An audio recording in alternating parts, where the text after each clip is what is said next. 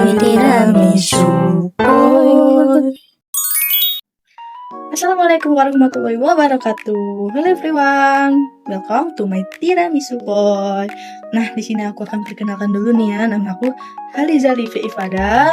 Aku ini salah satu mahasiswa UIN Sultan Maulana Hasanuddin Banten di jurusan Bimbingan Konseling Islam. Kenapa Poi masuk jurusan Bimbingan Konseling Islam? Nah, di sini aku akan memberikan alasan kenapa aku ini memilih jurusan Bimbingan Konseling Islam. Nah, karena aku di sini tuh karena terpilih nih ya, karena aku sebenarnya tuh ingin sekali masuk teknik. Nah, tetapi tidak apalah ya. Aku juga menikmatinya dan menjalankan dengan senang hati di jurusan ini juga.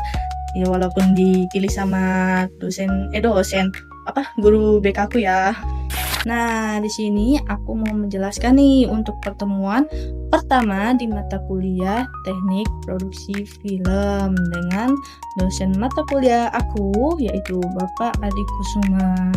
Nah, walaupun diadakannya dengan Google Meet, kuliahnya dengan Google Meet, dengan cara yang memberitahunya itu dengan dadakan, karena di kelas sebelumnya itu ternyata meminta perkuliahannya itu secara online. Jadi dengan posisi aku yang udah siap, udah rapi, udah on the way, udah nyampe malahan di kampus, dikabarkan kuliah secara online, aku ini cukup sangat kesal. Tapi nggak apalah ya, emang udah takdirnya sih.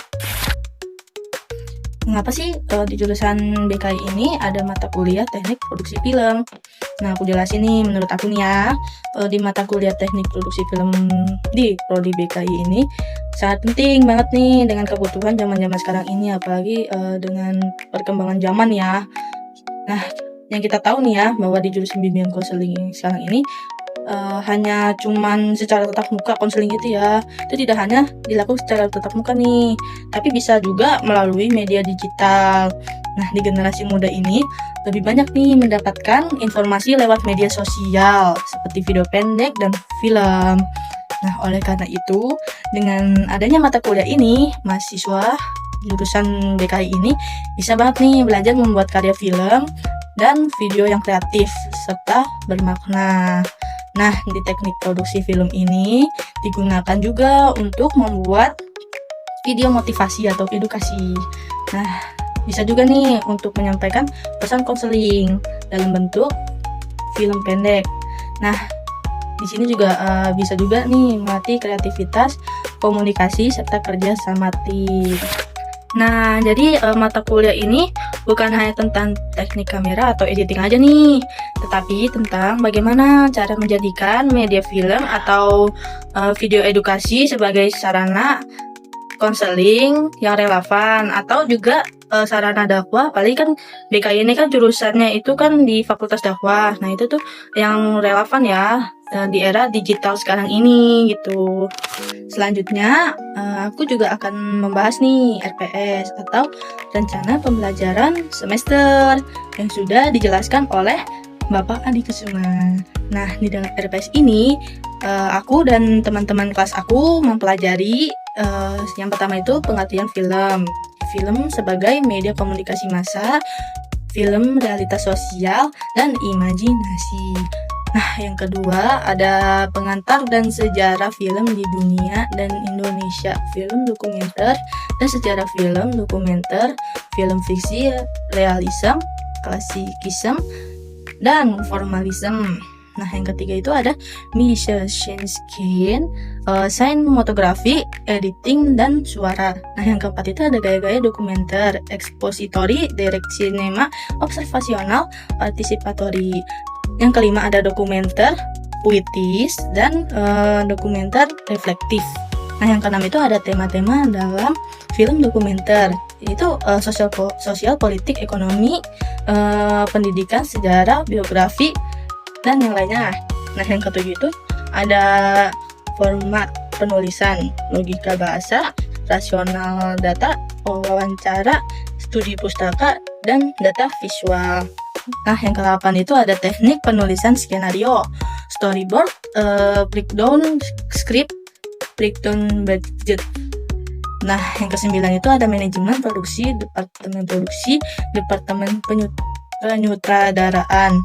Nah, yang ke-10 ada departemen sinematografi dan departemen artistik. Nah, yang terakhir nih ada pra-production, production, dan pasca production. Nah, untuk mendukung pembelajaran ini nih akan menggunakan software editing video, terus ada kamera juga, laptop atau PC, serta laboratorium produksi film. Nah, di sini juga ada penilaian dalam mata kuliah. Yang pertama itu ada kehadiran 15%, yang kedua ada UTS 25%, yang ketiga ada UAS 30%, terus yang keempat itu ada tugas individu, kelompok, dan proyek film 30%. Nah, selanjutnya aku akan menjelaskan tugas mingguan individu yang diberikan oleh Bapak Adi Kusuma. Nah, untuk tugas mingguan individunya nih, setiap mahasiswa diminta untuk membuat laporan pembelajaran perkuliahan dalam bentuk video dengan ketentuan, yaitu yang pertama ada durasi video minimal 5 menit dan maksimalnya ada 10 menit. Nah, yang kedua ada video wajib menampilkan wajah secara close up kayak aku ini sekarang ini. Nah, yang ketiga itu ada suara harus jelas dan diedit dengan gaya masing-masing. Nah, jadi untuk pengeditan juga sebisa aku ya, karena aku juga nggak bisa ngedit juga sebenarnya. Nah, yang keempat itu ada video diunggah di akun YouTube masing-masing. Kemudian linknya itu dikumpulkan melalui Google Classroom. Nah, yang kelima itu ada batas pengumpulan video. Nah, videonya ini dikumpulkannya tuh H-2 sebelum perkuliahan dimulai. Jadi kan kuliahnya kan hari Rabu nih ya. Nah, dikumpulkan itu hari Senin jam 23.59. Jadi nggak boleh telat untuk pengumpulan videonya. Makanya itu kalau di jurusan ini harus kuat-kuat mental ya guys. Harus kuat-kuat, harus rajin membuat video. Oke, sekian dari aku. Wassalamualaikum warahmatullahi wabarakatuh. Bye-bye.